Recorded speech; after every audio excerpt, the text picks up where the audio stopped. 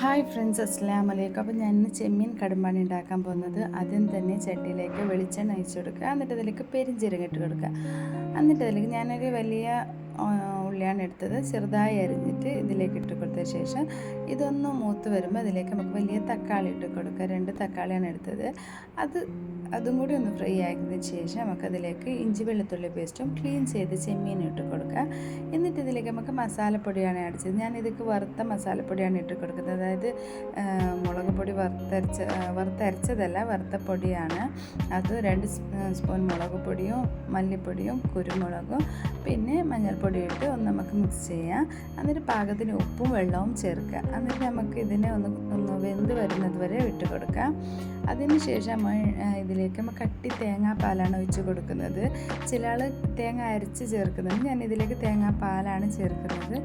നല്ല കട്ടിപ്പാലാണ് ഇതിലേക്ക് ചേർത്തത്. എന്നിട്ട് നമുക്ക്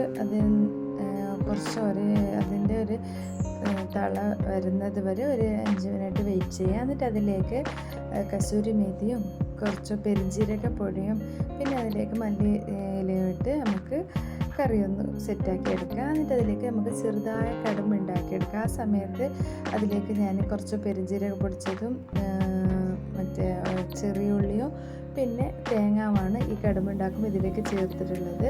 എന്നിട്ട് അതിന് വെന്തതിന് സ്റ്റീം ചെയ്ത് ഇതിലേക്ക് മിക്സ് ചെയ്യുക. നന്നായി മിക്സ് ചെയ്തെടുക്കുക. കറി നല്ല കുറുകി വരുന്നത് പോലെ മിക്സ് ചെയ്യുക. അപ്പോൾ നല്ലൊരു ഫ്ലേവർ വരുന്നത്. ലാസ്റ്റ് ഇതിലേക്ക് വീണ്ടും കുറച്ചും കൂടി കസൂരി മേത്തി ഇട്ട് കൊടുക്കുക.